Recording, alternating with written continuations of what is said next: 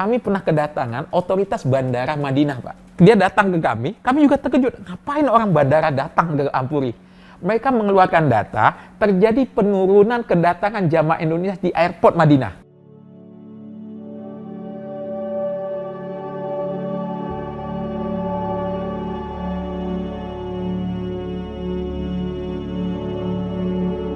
Sektor usaha umroh dan haji adalah sektor yang pertama terdampak dari semenjak pandemi ini menerpa dunia. Karena kita semenjak tanggal 27 Februari tahun 2020 atau lebih dari 1,5 tahun yang lalu sudah ditutup usahanya. Saudi telah menutup diri untuk kedatangan jamaah ke Tanah Suci. Dan kondisi ini berlanjut sampai saat ini. Selama ini sebagai asosiasi yang membawahi sekitar 486 anggota tersebar di seluruh Indonesia dengan 11 DPD-DPD di seluruh tanah air, kami berusaha memastikan bahwasannya usaha kelanjutan usaha anggota dapat tetap terjaga. Untuk dalam pengurusan kami yang baru pada periode ini, kami membuat divisi baru, yaitu bidang pengembangan usaha dan koperasi. Karena concern bagi kami adalah bagaimana selama pandemi ini, perusahaan-perusahaan perjalanan ibadah haji dan umroh tetap bisa melanjutkan, memastikan karyawannya dalam kondisi dipekerjakan. Makanya kami beri ide-ide pelatihan dan sebagainya untuk bisa melakukan diversifikasi usaha. Dan kelihatan sekali alhamdulillah, informasi yang kami dapat tidak ada keluhan dari karyawan penyelenggara pun yang menyatakan mereka di PHK atau lain sebagainya. Dan semoga ini berjalan tetap baik walaupun sudah hampir 2 tahun tidak berjalan usaha.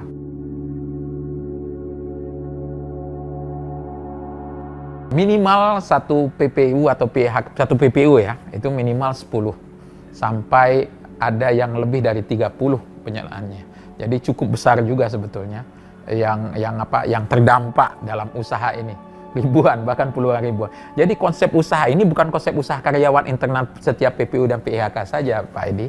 Ini juga berhubungan langsung dengan para asatis, para ustadz, para kiai, pimpinan pondok lain sebagainya, tokoh masyarakat yang berhubungan dengan pimpinan agama yang selama ini melakukan kelompok-kelompok perjalanan ibadah umroh. Mereka juga akan terdampak untuk itu. Jadi sebetulnya besar sekali dampaknya secara ekonomi. Dan perlu diketahui, haji dan umroh adalah satu-satunya sektor usaha yang dikhususkan kepada umat Islam sebagaimana Undang-Undang PHU nomor 8 tahun 2019. Kami di bidang kami berusaha untuk, pertama adalah kami berusaha untuk dari anggota ke anggota. Jadi kami inilah kumpulan pengusaha dan tidak semua pengusaha ini hanya murni menjadi pengusaha haji dan umroh saja. Tidak sedikit daripada anggota kami adalah pengusaha usaha lain. Nah, kami mencoba menggali dari anggota-anggota yang punya sukses dalam usaha-usaha lain tersebut. Contohnya restoran.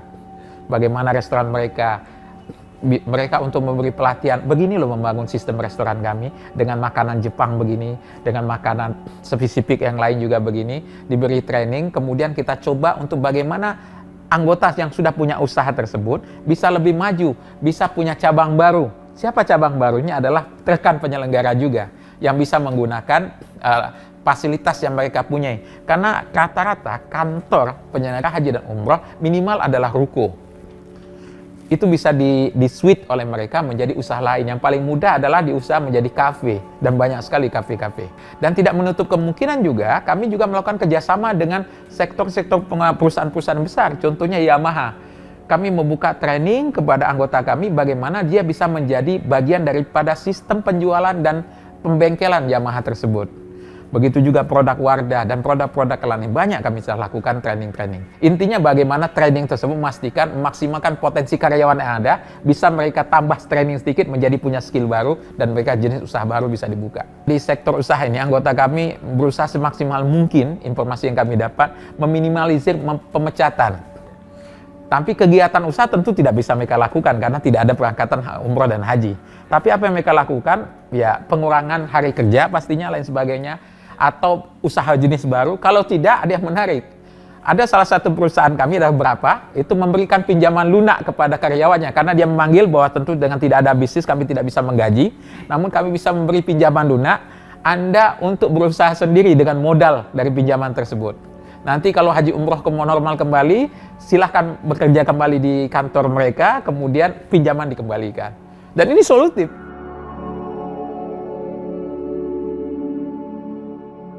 Masya Allah, Kami ketika mendengar informasi bahwa pemerintah Saudi menyatakan bahwa mereka akan membuka umroh tanggal 1 Muharram, pada saat itu mereka juga umumkan akan dibuka selama 11 bulan sampai tanggal 30 Zulqa'dah. Umroh ini telah ditutup sekian tahun karena pandemi.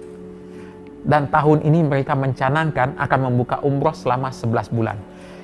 Artinya bahwa Saudi optimis umroh dapat dilakukan sebagaimana masa normal. Karena sudah mereka canangkan dibuka selama 11 bulan. Mereka juga mencanangkan target jumlah per hari 60.000, per bulan 2 juta. Kalau kita kali dengan 11 bulan berarti 22 juta. Subhanallah, mereka punya target seakan-akan umroh di masa normal. Karena terakhir sebelum pandemi, pencapaian Saudi untuk jamaah umroh dalam 1 tahunnya, lokal Saudi, domestik Saudi, dan internasional tidak lebih dari 19 juta. Artinya, di awal pandemi ini masih berlaku dan di awal dibukanya periode tahun 1443 Hijriah, mereka mencanangkan lebih besar jumlah jamaah yang akan datang. Ini menjadi harapan besar bagi kita. Tentu ketika targetnya pencapaian besar, mereka juga berpikir yang pengisi yang akan jamaah yang akan datang juga besar. Insya Allah Indonesia segera diberi kesempatan untuk melaksanakan ibadah umrah.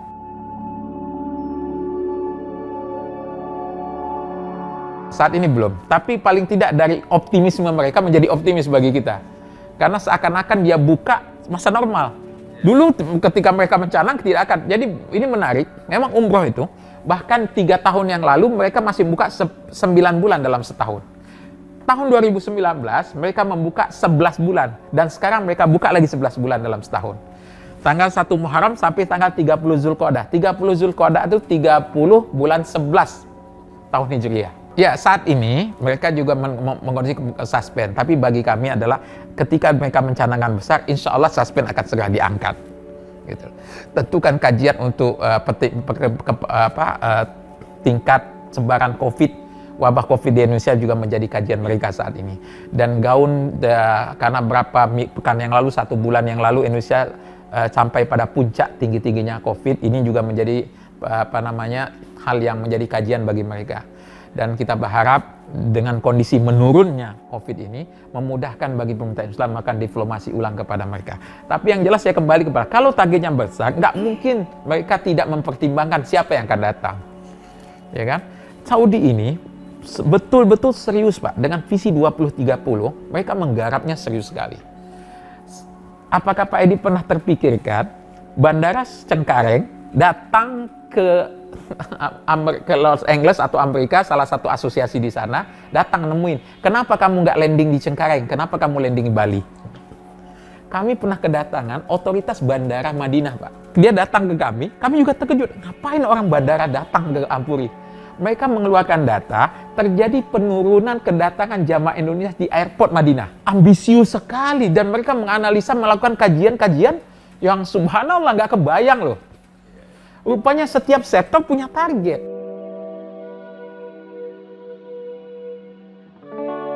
Pertama adalah kami membangun, karena kami adalah non-government organization.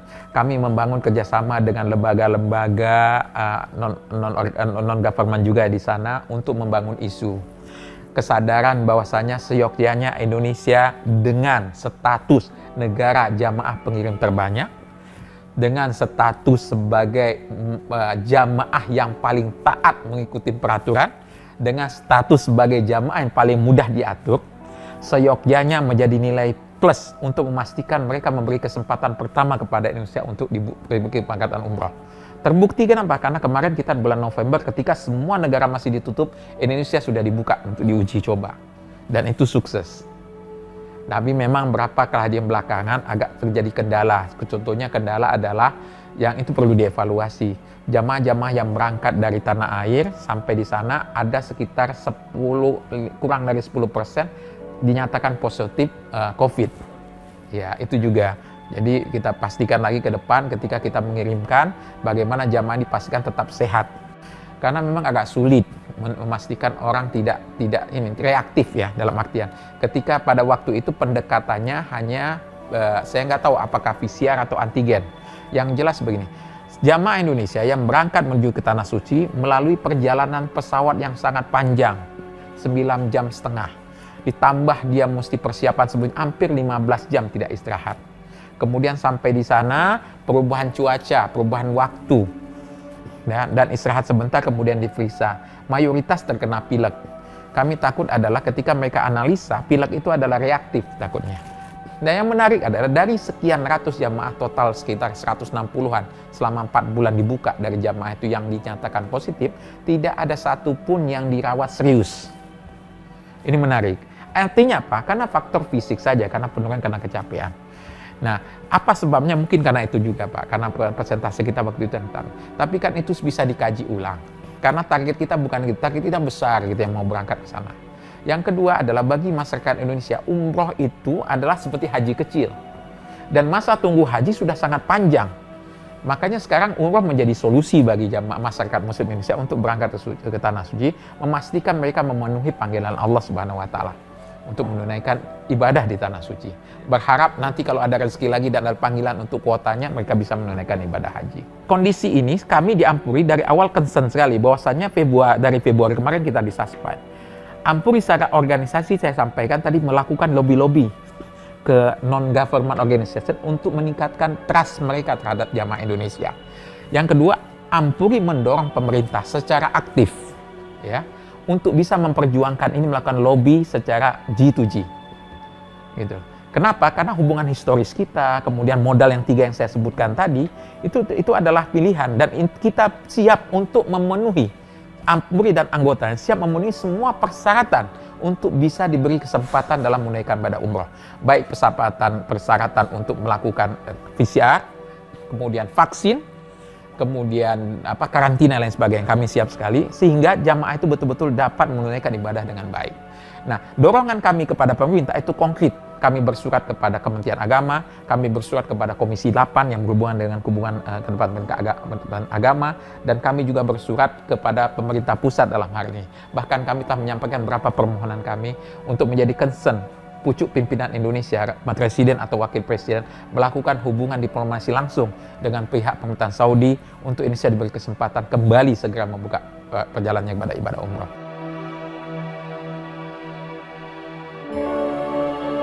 Secara domestik, kan levelnya adalah bagaimana hubungan dengan kedutaan. Sudah berapa kali pertemuan dengan duta besar. Kemudian secara lokal di Saudi juga terlihat sekali perwakilan kita melakukan usaha diplomasi dan pertemuan kepada pejabat-pejabat terkait di lapangan. Tapi akan lebih mudah, kan sifatnya karena ini pemerintahan monarki, ya kerajaan ya, akan lebih mudah jika kalimat itu dilakukan di level tertinggi. Saya kira effortnya tidak begitu complicated dan sebagainya.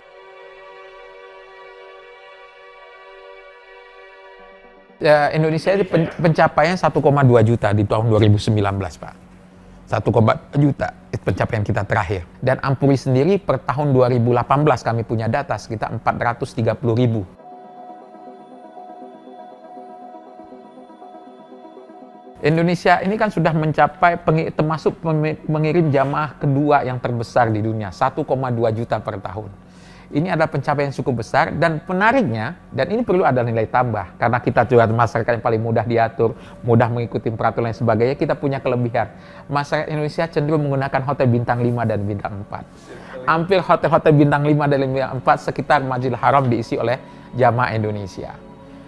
Itu yang pertama. Yang kedua, jamaah Indonesia terkenal jamaah yang royal dalam belanja, tentu meningkatkan devisa bagi mereka. Sebagai standarnya apa, Pak Edi? Kalau Pak Edi sudah umrah atau haji pasti tahu, yang namanya bahasa bisnis adalah bahasa Indonesia.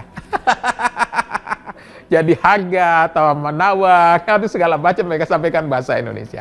Karena itu memang itu adalah pujian sebetulnya, karena orang Indonesia sangat royal sekali. Kami juga kayak kemarin barusan kita melakukan webinar dengan pihak-pihak hotel sana. Mereka bahkan kemarin dapat informasi dari Konjen, ada satu hotel dengan 1.700 kamar, akupansinya 80% itu orang masyarakat Indonesia. Karena pandemi Indonesia enggak, mereka tutup hotelnya. Jadi 1.700 kamar, akupansinya 80% itu orang Indonesia. Jadi selama pandemi Indonesia belum berangkat, hotelnya dia tutup.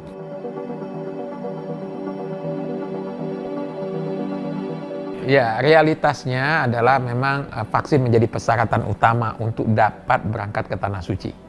2 kali suntikan tersebut harus sudah dipenuhi. Nah, Namun karena Indonesia menggunakan jenis vaksin yang berbeda dengan yang digunakan oleh pemerintah Saudi, yang mereka jadikan standar untuk penerimaan kedatangan warga negara asing ke Saudi Arabia, mereka memberi solusi, yaitu para siapapun yang akan datang, jamaah yang berangkat ke Tanah Suci, wajib memenuhi vaksinnya lengkap 2 kali, plus ditambah 1 kali booster jenis 4 vaksin tersebut, yaitu Moderna, Pfizer, Johnson & Johnson, dan AstraZeneca. Jadi 1 kali suntikan dari 4 jenis ini menjadi booster. Nah, sebagaimana asosiasi RI, kami telah melakukan kewajiban kami membangun komunikasi dengan Kementerian Kesehatan, bahwasanya untuk segera disiapkan 1 jenis vaksin tambahan sebagai booster tersebut untuk memenuhi persyaratan calon jamaah bisa berangkat ke Tanah Suci. Bagi kami adalah melihat kondisi saat ini pandemi tersebar sangat masif di seluruh Indonesia dan pemerintah lagi menggalakkan peningkatan vaksin seluruh Indonesia. Nah, kami ingin mendapatkan booster bukan dari segi persepsi egois kami. Kami melihat bahwa jamaah ini sudah tertunda lebih dari 1,5 tahun keberangkatannya. Yang kedua, siapapun yang berangkat ke Tanah Suci untuk beribadah di Masjid Haram dan berziarah di Masjid Nabawi adalah duta-duta bangsa. Mereka tentu tidak akan berdoa untuk diri mereka sendiri atau keluarga mereka sendiri. Mereka pasti akan berdoa buat bangsa Indonesia untuk bisa sukses, selamat, dan maju ke depan.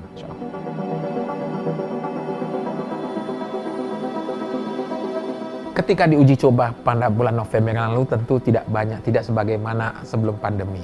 Karena masyarakat masih banyak ketakutan, ya kan, atau kondisi ekonomi juga tidak baik. Tapi terus terang bahwa ini yang menjadi prinsip, bahwa perjalanan ibadah ke Tanah Suci, baik umroh haji adalah cita-cita semua muslim. Dan kami yakin bahwa ini akan kembali normal dan kembali menjadi banyak akan dilakukan oleh masyarakat ke depan. Sekarang masih minim sekali, masih 10%-an masih baru pencapaian. Karena kemarin dalam berapa bulan itu tidak lebih dari 10.000 pada waktu itu kalau nggak salah. Jadi ada standar harga pelayanan minimal, ya. Ada standar pelayanan minimal. Jadi pemerintah sudah menetapkan jenis hotel, jarak dan sebagainya, makan segala macam. Ada juga harga referensi. Nah, ketika sebelum pandemi, harga referensi pemerintah itu 20 juta. Ya, ketika pandemi terjadi dan umroh dibuka pada bulan November, pemerintah mengevaluasi harga tersebut, keluar harga referensi baru sebesar 26 juta minimal. Nah, selama paket-paket dijual di bawah di 26 juta dan ke atas, ini adalah standar referensi yang cukup logis bagi masyarakat untuk mengambil paket tersebut, agar tidak ada masyarakat yang tertipu atau salah memilih biro perjalanan sehingga mereka tidak bisa diberangkatkan atau tidak mendapatkan pelayanan yang selayaknya yang dijanjikan oleh travel tersebut. Jadi gini, biaya referensi adalah sebagai informasi kepada jamaah untuk membayar biaya logik untuk pelayanan yang baik. Sedangkan biaya di bawahnya boleh asal penyelenggara tersebut bisa membuktikan kepada pemerintah bahwa mereka memenuhi SPM, standar pelayanan minimal tersebut. Nah, kami berharap pandemi ini kan sudah hampir 2 tahun, penyelenggara juga berhenti usahanya selama 2 tahun. Nah, tadi di awal kita bicara tentang diversifikasi usaha. Kami ingin tetap menjaga bahwa semua penyelenggara dalam kondisi firm dan amanah, menjalankan amanah untuk sebagai penyelenggara. Nanti ketika umroh lagi dibuka, semuanya dapat punya kemampuan kembali untuk menjalankan perusahaannya, kembali untuk bisa memberikan pelayanan terbaik kepada jamaah yang mendaftar kepada mereka. Saudi, Raja Salman dengan putra mahkotanya datang dengan membawa visi 2030 Saudi Arabia. Mereka punya rancangan besar pada tahun 2030. Di antaranya adalah bagaimana pendapatan di luar minyak atau migas menjadi pendapatan utama. Salah satu target mereka adalah meningkatkan pendapatan dari sektor ibadah haji dan umroh. Pada visi 2030, mereka mentargetkan kedatangan jamaah umroh menuju ke Saudi Arabia sebanyak 30 juta. Yang saat ini baru 19 juta. Bahkan tahun ini mereka canangkan 22 juta. Ini kan ambisius sekali. Bahkan salah satu interestnya mereka ingin menjadikan ini usaha yang betul-betul profesional, menjadi pemasukan besar bagi Saudi. Nah, ini perlu menjadi canangan kita. Bahwa bisa saja mereka dengan secara kebijakan akan melakukan direct selling kepada masyarakat Indonesia atau melakukan kebijakan terbuka untuk kedatangan Saudi Arabia. Maka perlu bagi Ampuri asosiasi kami dan seluruh anggota kami untuk mengantisipasi, untuk bisa melakukan peningkatan pelayanan, untuk bisa masuk kepada digitalisasi usaha ini. Sehingga kita bersaing dengan mereka dengan persaingan yang sangat ketat bisa. Yang ketiga, yang selanjutnya adalah paling penting adalah bagaimana kita berpikir kita mendapatkan share lebih dari usaha ini. Saudi Arabia sebagai negara membangun regulasi agar semua biaya pengeluaran segala macam dapat tersampaikan langsung ke Saudi, transaksi langsung di Saudi, pembelian hotel langsung kepada mereka, hotel-hotel dengan sistem online dan sebagainya. Itu artinya mereka ingin melucukan devisa ini masuk kepada mereka. Nah, kita sebagai pengusaha selama ini dan memiliki lembaga keuangan cukup kuat, kita harapkan lembaga keuangan Indonesia bisa masuk dalam sektor usaha ini. Karena ini bisnis yang cukup besar, sekitar 50 triliun per tahun umrohnya. Belum lagi haji, ini bisnis cukup besar. Ya, jangan sampai 50 triliun semuanya masuk ke Saudi menjadi devisa Saudi. Kita berharap juga itu menjadi kue yang kembali kepada kita. Bagaimana caranya? Kita coba masuk kepada investasi pelayanan-pelayanan yang ada di sana. Orang Indonesia itu terkenal ingin mendapatkan pelayan ala Indonesia. Bertemu dengan orang-orang Indonesia. Tour leadernya Indonesia, artinya apa? Lowongan kerjanya buat masyarakat Indonesia. Kita tidak akan bisa mengisi lowongan kerja di situ kalau seandainya investasi kita tidak masuk. Nah, perlu menjadi kesempatan bagi pengusaha-pengusaha Indonesia, lembaga keuangan Indonesia, khususnya BPKH. BPKH adalah lembaga pengelolaan dana haji, dana jamaah umat. Kita berharap investasi mereka di Tanah Suci juga mereka tingkatkan. Sudah bangun hotel sekarang? Masih dalam bawah kajian, kami berharap perlu. Karena itu menjadi bargaining posisi kita di Saudi tentunya. Ketika investasi kita cukup besar di negara mereka, mereka sangat mempertimbangkan apa fasilitas untuk kita, privilege untuk negara tersebut tentunya, ya kan? Kayak suspend segala macam akan berpikir ulang. Tapi yang jelas begini, dengan jumlahnya besar jamaah Indonesia itu sudah menjadi captive market kepada bidang-bidang usaha terkait di Saudi, ya, yang investasinya Indonesia. Karena dengan demikianlah kita akan mendapatkan share yang lebih besar. Karena kan jangan sampai bentuknya semuanya spend. Kami ada semuanya spend akhirnya membeli paket hotel ke mereka, catering dari mereka, kan ini bisa kita share. Dan Saudi saat ini dengan visi 2030 membukakan ladang kesempatan investasi di negara mereka.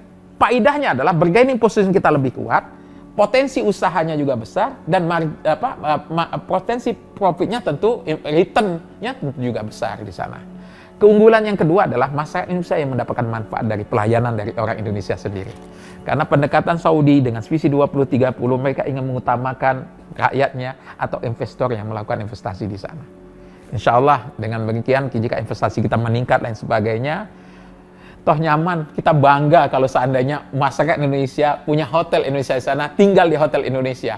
Makanannya pasti Indonesia, chefnya Indonesia, manajemen hotelnya Indonesia dan sebagainya.